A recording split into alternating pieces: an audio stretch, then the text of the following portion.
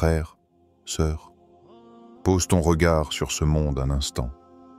Et si celui que nous attendons depuis toujours, l'élu, marchait déjà parmi nous, invisible aux yeux pressés, silencieux au regard distrait? Et si sa présence n'était pas un mystère parce qu'il est absent, mais parce que nos cœurs ne sont pas encore prêts à le reconnaître?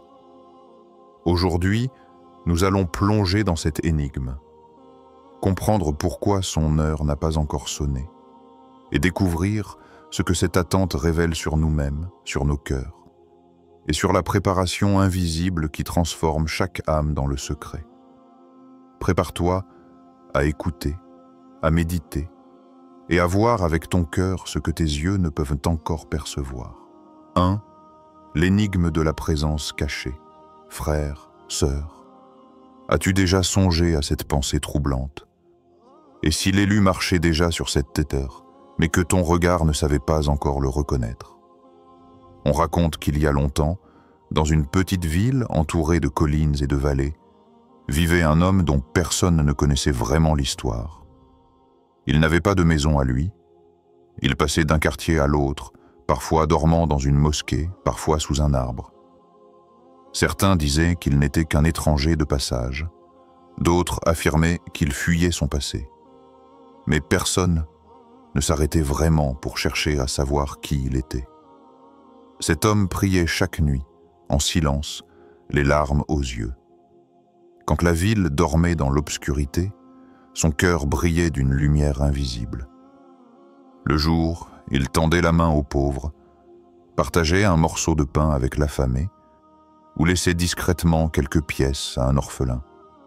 Mais il le faisait toujours à l'abri des regards, comme s'il voulait rester une ombre parmi les hommes. Pour les passants, il n'était rien de plus qu'un mendiant silencieux. Mais pour Allah, il portait une noblesse que personne ne pouvait soupçonner.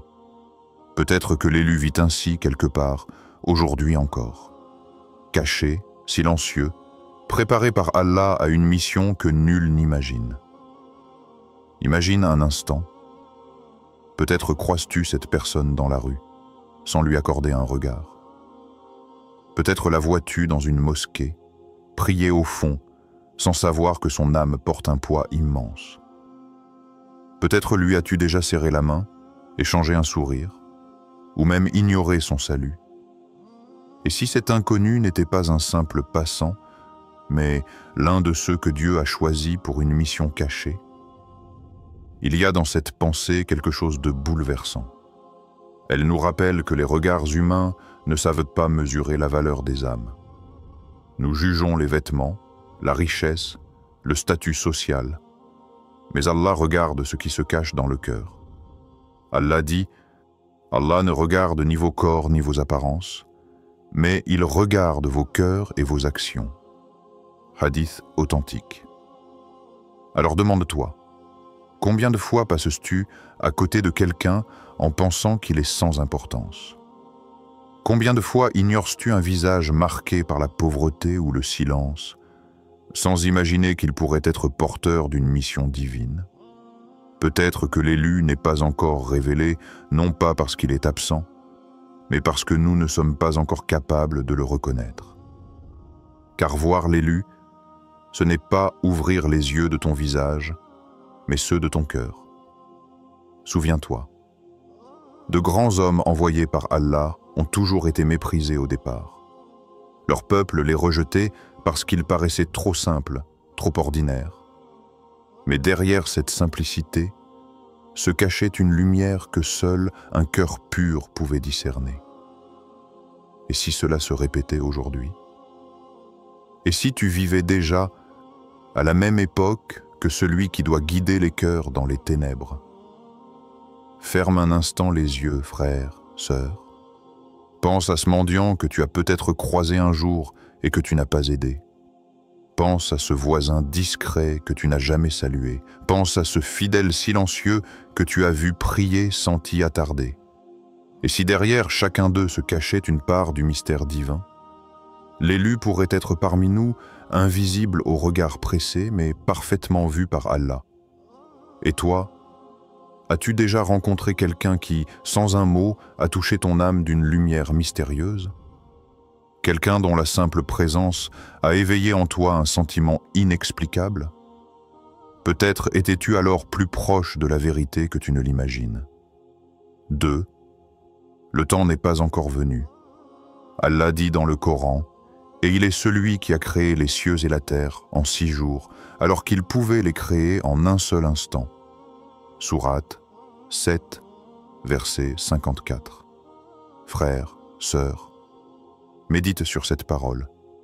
Allah est capable de tout, d'un seul mot, d'un seul souffle. Pourtant, il a choisi de déployer sa création dans une succession de jours, d'étapes, de rythmes. Pourquoi? Parce que dans le délai se cache une sagesse. Dans l'attente se trouve une éducation pour l'âme. Dans le temps qui s'écoule, Allah enseigne la patience, la confiance et le respect de son décret. De même, l'élu ne se manifeste pas encore. Non pas parce qu'il est faible, ni parce qu'il est absent, mais parce qu'Allah a choisi une heure précise, un moment où toutes les conditions seront réunies. Regarde autour de toi. Le monde lui-même est une école de patience. La graine ne devient pas arbre en un instant, la pluie ne fait pas pousser la récolte en une nuit, et l'enfant ne naît pas adulte. Tout suit une mesure parfaite. Allah dit, « Nous avons créé toute chose avec mesure. » Sourate 54, verset 49. Alors pourquoi l'élu devrait-il apparaître avant que le monde ne soit prêt? Pourquoi devrait-il se dévoiler alors que les cœurs dorment encore, que les nations ne sont pas alignées, que les épreuves nécessaires n'ont pas encore purifié les âmes? Imagine un fruit. S'il est cueilli avant l'heure, il est amer. Tu croques dedans, mais il ne nourrit pas. Il blesse même ta bouche. S'il est cueilli trop tard, il est gâté, et son goût se perd dans la corruption. Mais lorsqu'il est cueilli au moment juste, il devient un nectar, une bénédiction, un réconfort. L'élu est comme ce fruit. Il n'attend pas parce qu'il hésite, il n'attend pas parce qu'il ignore sa mission. Il attend parce que son heure n'a pas sonné et que seul Allah détient la clé de cette heure. Et toi, as-tu appris à attendre Allah? Réfléchis à ta propre vie. Combien de fois as-tu voulu une réponse immédiate à ta prière? Combien de fois as-tu crié en demandant que ton problème s'efface, que ton épreuve disparaisse, que ton vœu se réalise sans délai? Mais Allah a choisi de te faire patienter. Pourquoi? Parce que dans cette attente, ton cœur s'est transformé. Parce que sans le savoir, tu as grandi, tu as appris, tu as mûri. Et si c'était la même chose pour l'apparition de l'élu? Et si son retard apparent n'était en réalité qu'une préparation, non seulement pour lui, mais surtout pour toi? Allah dit, « Soyez patients, car Allah est avec ceux qui patientent. » Sourate 8, verset 46. La patience n'est pas une faiblesse, c'est une force intérieure. C'est accepter que ton temps n'est pas le temps d'Allah. C'est croire qu'il connaît ce que toi tu ignores, qu'il voit ce que toi tu ne vois pas, et qu'il prépare ce que toi tu n'imagines pas. Alors pose-toi cette question, frère, sœur. Serais-tu prêt à patienter si Allah retardait ton vœu le plus cher? Serais-tu prêt à lui faire confiance même quand ton cœur brûle d'impatience? Souviens-toi, ce que tu appelles un retard n'est parfois qu'un perfectionnement divin. Allah ne tarde pas, il ajuste. Allah ne retarde pas, il prépare. Regarde le soleil, chaque matin, il se lève à son heure. Tu peux prier toute la nuit pour qu'il apparaisse plus tôt, mais il ne se lèvera qu'au moment exact que Dieu a écrit. Tu peux t'impatienter, mais rien ne changera ce décret. Pourtant, quand l'aube se lève enfin, sa lumière dissipe toutes les ténèbres et tu comprends que l'attente n'était pas vaine. Ainsi sera l'apparition de l'élu. Le monde est encore dans la nuit, et toi tu es dans l'attente de l'aube. Mais sache-le, Allah n'oublie jamais ses promesses. Et toi, es-tu prête à faire confiance à Allah, même quand ton âme brûle d'impatience? 3. L'épreuve de l'invisible. Un sage disait un jour à ses disciples, « Vous demandez où est l'élu, mais moi, je vous demande. Et où est votre foi quand vous ne voyez rien ?» Il voulait leur enseigner que la foi véritable ne dépend pas de ce que l'œil voit, mais de ce que le cœur perçoit. Alors il raconta une parabole. Il était une fois un roi puissant, connu pour sa sagesse et sa justice. Il avait un fils unique, destiné à lui succéder. Mais avant de lui confier le trône, il voulait savoir si le peuple était capable de reconnaître la véritable noblesse, non pas dans les vêtements, ni dans les richesses, mais dans l'âme. Alors le roi fit un choix surprenant. Il habilla son fils des vêtements les plus simples, l'envoya vivre parmi le peuple comme un homme ordinaire. Le prince travaillait dans les marchés, partageait son pain avec les pauvres, parlait aux gens avec humilité. Pourtant, la majorité le méprisait. Certains se moquaient de lui. « Regardez cet homme, il n'est rien, juste un vagabond sans honneur. » D'autres le rejetaient parce qu'il n'avait ni palais, ni escorte, ni bijoux, mais quelques rares personnes voyaient au-delà de ses habits. Dans ses gestes, il reconnaissait une noblesse invisible. Dans ses paroles, une sagesse qui dépassait son âge. Dans son regard, une lumière qui ne pouvait être cachée. Ces quelques-uns devinaient qu'il n'était pas un homme ordinaire. Et quand le roi révéla la vérité, que cet homme était son fils, l'héritier du trône, ceux qui l'avaient méprisé furent couverts de honte, et ceux qui l'avaient reconnu furent honorés devant toute la nation. Ainsi en est-il de l'élu. Allah l'a voilé aux yeux des curieux et des orgueilleux. Aux yeux de ceux qui ne jugent que par l'apparence, il est peut-être invisible, insignifiant, un homme comme les autres. Mais pour les cœurs éveillés, il porte déjà un signe, une aura, une présence qui dépasse la compréhension humaine. Frères, sœurs, ne vois-tu pas que cette parabole nous parle directement? Aujourd'hui, beaucoup demandent « Où est l'élu? Pourquoi ne se montre-t-il pas ?» Mais la vraie question est « Si tu le voyais, saurais-tu seulement le reconnaître? Car peut-être est-il déjà là, dans l'ombre, comme ce prince déguisé. Peut-être marche-t-il parmi nous, observant le monde, voyant qui est sincère et qui est prisonnier des illusions. Peut-être que l'épreuve de son absence apparente est en réalité une épreuve pour ton regard intérieur. Le prophète Muhammad, paix et bénédictions sur lui, a dit « Allah ne regarde pas vos corps ni vos visages, mais il regarde vos cœurs et vos actions. » Alors, qu'est-ce qui te rendrait capable de reconnaître l'élu, sinon la pureté de ton cœur? Regarde notre monde. Combien juge un homme par sa richesse? Combien mesurent la valeur d'un être par la marque de ses vêtements, la taille de sa maison, la puissance de ses alliés? Mais aux yeux d'Allah, ces choses sont poussière. Ce qui compte, c'est la lumière invisible qui réside dans le cœur, cette lumière qu'aucune parure ne peut imiter. Peut-être que tu as déjà croisé une telle personne. Quelqu'un de simple, peut-être pauvre, mais dont la parole a bouleversé ton âme. Quelqu'un que tu n'as pas su expliquer, mais qui a laissé en toi une trace indélébile. Et si, à travers ces instants, Allah t'entraînait à voir autrement, à ouvrir tes yeux intérieurs, à reconnaître que la grandeur n'est pas toujours visible, mais souvent voilée? Souviens-toi, les prophètes eux-mêmes furent méprisés par leur peuple. On disait d'eux, ce ne sont que des hommes comme nous. Et beaucoup les rejetèrent parce qu'ils n'avaient pas d'armée, pas de richesse, pas de signes spectaculaires selon les critères du monde. Mais ceux qui les suivaient avaient un autre regard. Ils savaient voir avec le cœur. Alors réfléchis. Si demain l'élu apparaissait, mais vêtu comme un homme simple, sans faste, sans gloire extérieure, le reconnaîtrais-tu, connaîtrais-tu? Ou le rejetterais-tu comme ceux qui jadis ont rejeté les envoyés d'Allah? Frères, sœurs, l'épreuve de l'invisible est là. Elle est devant toi chaque jour. Elle ne consiste pas seulement à attendre un guide caché, mais à apprendre à voir ce que les yeux ordinaires ne voient pas. Et toi, arrives-tu sans quoi à voir au-delà des apparences? Ou es-tu prisonnier des illusions du monde? 4. Le signe qui n'a pas encore retenti, l'élu ne se manifeste pas encore. Pourquoi? Parce que le monde n'est pas prêt.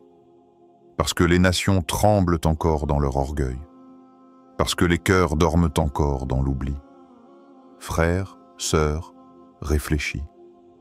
Si demain, à l'aube, l'élu apparaissait avec sa lumière et son appel, serais-tu prêt à le suivre? Ou serais-tu parmi ceux qui détourneraient le regard, préférant la sécurité de leurs habitudes, la chaleur de leur confort, plutôt que la vérité exigeante d'Allah? Allah dit dans le Coran, « Allah ne change pas l'état d'un peuple tant qu'il ne change pas ce qui est en eux-mêmes. » Sourate 13, verset 11.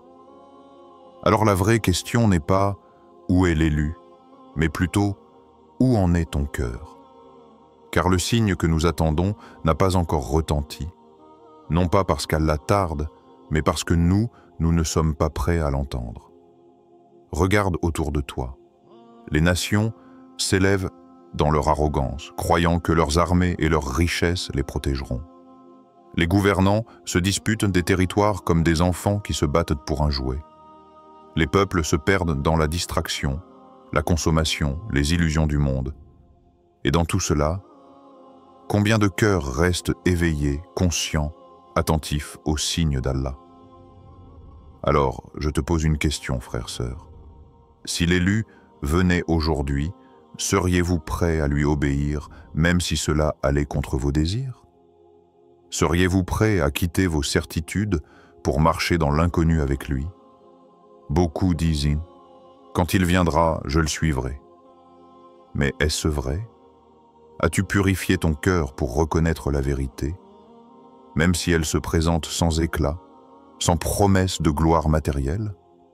Ou bien es-tu comme ceux qui attendent des miracles spectaculaires, des signes extraordinaires, et qui, en leur absence, ferment leurs yeux? Souviens-toi, les peuples d'avant aussi attendaient des signes. Mais quand les messagers sont venus, combien les ont rejetés en disant « Ce ne sont que des hommes comme nous ». L'élu ne sera pas différent. Son apparition sera une épreuve. Non pas une épreuve pour ses ennemis, mais pour toi, pour ton regard, pour ta fidélité à Allah. Et si l'élu te demandait de sacrifier ton confort, et si son appel te mettait face à tes propres faiblesses, serais-tu capable de dire oui? Ou serais-tu de ceux qui se réfugient dans des excuses? Je ne suis pas prêt, ce n'est pas le bon moment, j'attends encore un signe. Mais n'as-tu pas déjà reçu assez de signes? Chaque jour où ton cœur bat, c'est un signe. Chaque prière que tu accomplis, c'est une préparation. Chaque épreuve que tu traverses, c'est une purification. Alors pourquoi dis-tu que tu attends l'élu si en réalité tu n'es pas prêt à changer toi-même?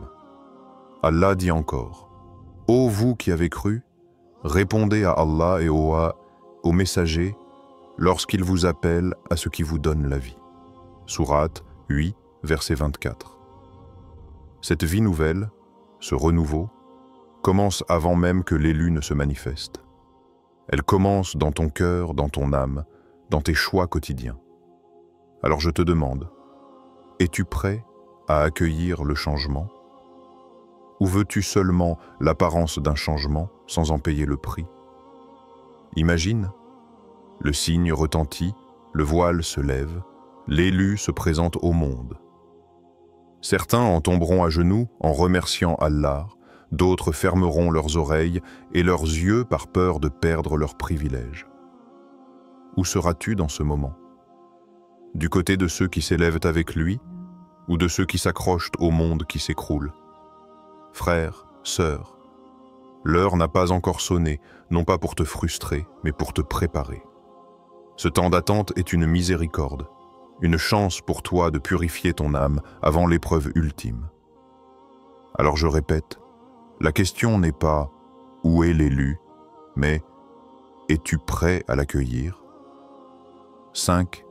L'attente comme purification.